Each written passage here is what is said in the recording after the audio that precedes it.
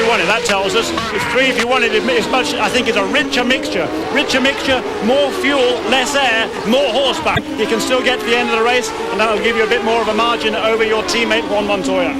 So great stuff this from Vassar, holding off his teammate at this point, and it doesn't look as though Montoya can do a great deal about it. 1.2 seconds separating them, and then it's another 1.5 seconds, a little more back to Gilles de Ferran.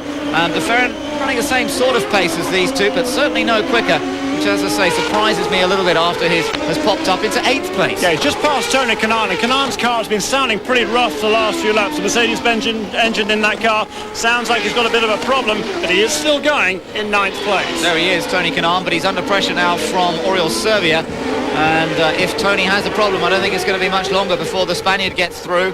So Servia 10th, Moreno is in 11th place, and then 12th position. The final point scorer at the moment is Alex Barron, driving the Dale Coyne Racing entry. Look at this, see whether there's a chance here for Servia.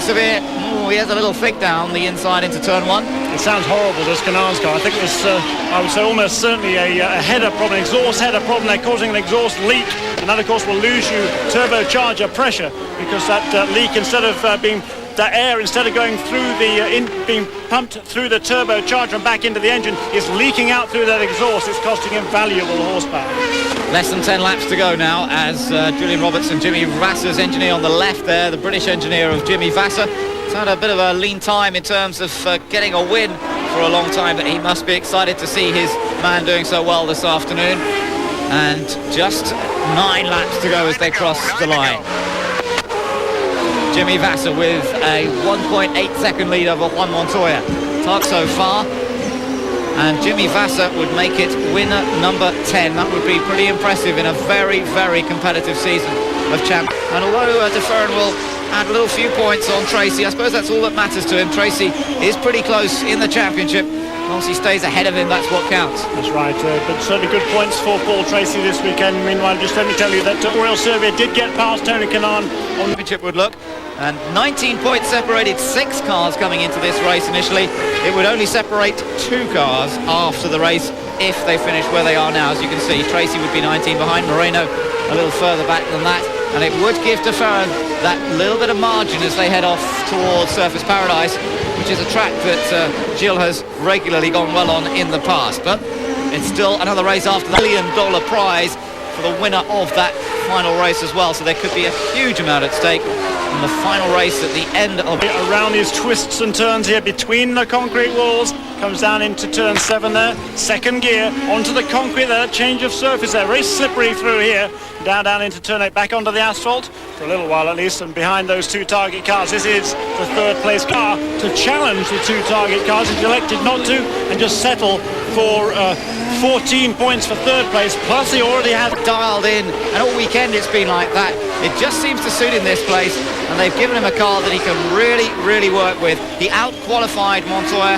Montoya ended up 6th on the grid. Jimmy Vassar was 3rd, and it's been a similar story throughout the weekend, and now Jimmy looking very good for victory this afternoon. De Ferran holding on to that 3rd place. Paul Tracy still in 4th. Yeah, Michael Andretti's turned in some very quick laps. He's lapping in the low 1 minute range, 60.4 last time around. That's the good news. The bad news is he's 2 laps behind and still in 13th place, and not really much prospect of a point unless somebody else falls out behind him. He's not going to catch anybody on the road, and he's just driving for the heck of it at the moment, and just driving for the satisfaction of going as fast as he can. There is Tracy looking at the Team Green driver who won here 12 months ago. He's not going to take the victory this time. Looks like he's going to be off the podium, but if he can stay there, it still keeps his championship hopes alive. Castroneves just behind Paul Tracy in 5th place. We saw D'Amata in that shot just now, but he is a couple of laps down, several laps down on the leaders. He's down in 14th position, Christian D'Amata. So it's not been a good afternoon for him. But Jimmy Vassar looking to be the winner here in Houston, the 3rd race of the Houston event, and in the past it's been all about Team Green. Dario Franchitti winning it in 1998, 1999 for Paul Tracy, but this race on a road and street course yet, and I'm sure they haven't. All their wins have come on the ovals this season, and this will be a tremendous satisfaction if they can pull this race off. Honda has been the king of the road and street courses in recent years, absolutely pretty much unbeatable, it seems. Well, they are being beaten this afternoon. On board with Adrian Fernandez, runs with a Ford engine, and there's still a good battle going on between Ford and Honda in the Manufacturers' Championship. 10 points separating them coming into this race. So it's good close stuff at the moment, but Toyota will get a little boost from today. They're down in third place, but they've got a little further to try and catch up. There you can see the points, 237 for Toyota, but it could be a useful day for them. Oh yeah, and certainly Ford there on 285. Well, the highest place Ford right now is Fittipaldi in 6th place, so they will get 8 points for that, and Honda will get 16 points for De Ferran's efforts, so that'll close that gap up to just a couple of points with 2 races to go. And tell you what, those engine manufacturers put an amazing amount, or a huge amount of credibility on that Manufacturers' Championship, and so they should. Yes, it is important to them, and they'll be very excited about that. 4 laps to go now, as Jimmy Vasser's already gone across the line on this lap. There is Paul Tracy, and the king of the streets in a way this year, having won the race at Long Beach and in Vancouver this season. Tracy hasn't quite had the car to do that here this afternoon. I think he's worked hard. He's never seemed to be in a position to really overtake other cars on track, but he's stuck at it, and that's the sort of application we're seeing from Tracy this year. A little bit more clear-headed perhaps than we've seen from the Canadian in the past. Still to win his first title, this sort of driving could be the way for him to come out on top by the end of the season. Yeah, you're absolutely right, and certainly he's going to be 20 odd points behind going into Surfers Paradise. 2 races to go, and the Honda's Haas racing in 95, so he knows his way around that place, and he knows he's still got a good shot at this championship. 97 laps completed, 3 laps to go here in the Texaco Havoline Grand Prix of Houston, and Jimmy Vasser looks set for his first win in nearly 2 years of racing, but De Ferran right behind him in 3rd, and there's Paul Tracy in 4th. Suddenly closed up as De Ferran. The gap there was a bit of 2.5 seconds as much as one. Now Gilles De Ferran, fuel in hand, as does the race leader Jimmy Vasser. I think now he's having to tone it down a little bit, and coming under increasing pressure now from Gilles De Ferran. Yes, De Ferran sensed an opportunity to gain some more points here, but he's got to watch out with Tracy right behind. That's exactly right. Montoya's holding up De Ferran a little bit. That has enabled Paul Tracy to close in as well. This is great stuff, isn't it? Tom Anderson on the right-hand side of the picture there. He puts him under risk of not finishing the race if they get into a bit of wheel banging with under 2 laps to go. Montoya just managed to open up a little bit of a gap again over Gilles De Ferran, but Paul Tracy is in behind the Brazilian. Let's see what he does here. De Ferran keeping a close eye on his mirrors as they head along the main back straight there towards turn 5. Not close enough, so he stays in place. That's right, and Tracy, as you say, not able to get off the previous corner quite as well as the Marlboro car in front of him of Gilles De Ferran. He closes up through the twiddly bit, so doesn't he? He does, yes. But here is the man with the advantage. His lead last lap around was nearly 5 seconds. And that's all come about really just in the last few laps, and he will come around this time to see the white flag. The white flag waves for Jimmy Vasser. Just 1.5 miles between Jimmy and his first win of 2000 and his first win of over 2 years.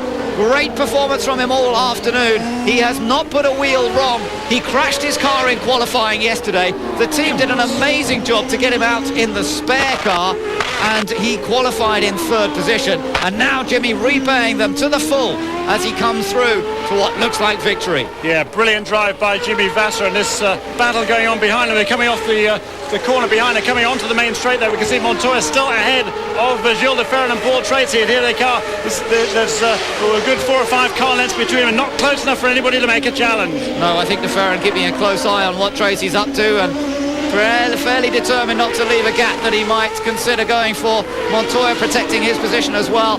They should all end up in this position. I think Montoya's going to finish 2nd, De Ferran in 3rd. Just watch them through the final section. Jimmy Vasser's coming through the final corner, and he is the line. Hey, how about that? Vasser wins again, huh? Finally. Good job, guys. Thanks for the good car. Good job, guys. Thanks for the good car, says Jimmy Vasser, and a great drive by him, and that has done his employment prospects for next year a whole power of good. Let's see if we might... Right now.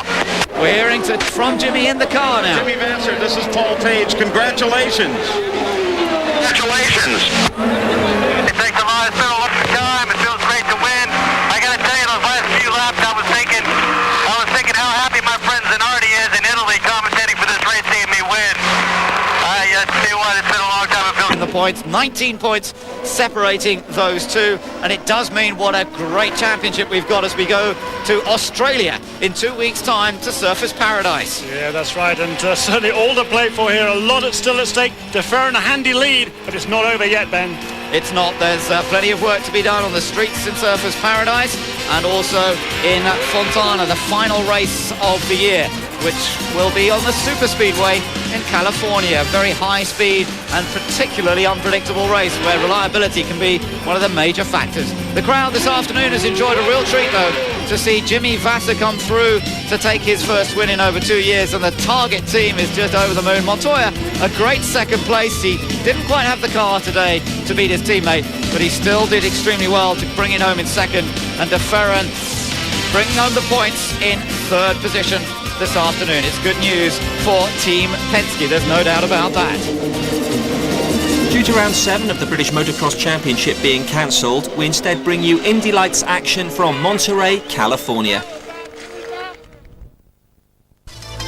A young warrior dominates Indy Lights, conquering half of 3 road course events. TCC class, and you can see that it's a long, long way back before the rest of the field go over the line.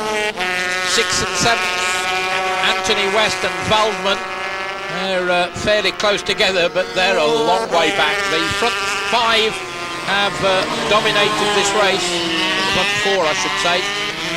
And that's how it is. Jacques' 9-point lead is now a 2-point advantage, and he can't even see whether Nakano is going to pass Kato in the closing stages to reverse the order at the top of the championship table.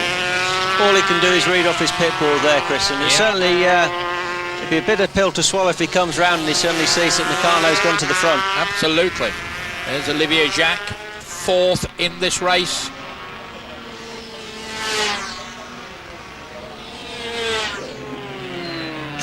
He's tried so hard. He's been the model of consistency. He never crashed in a race all year until last weekend at Brazil.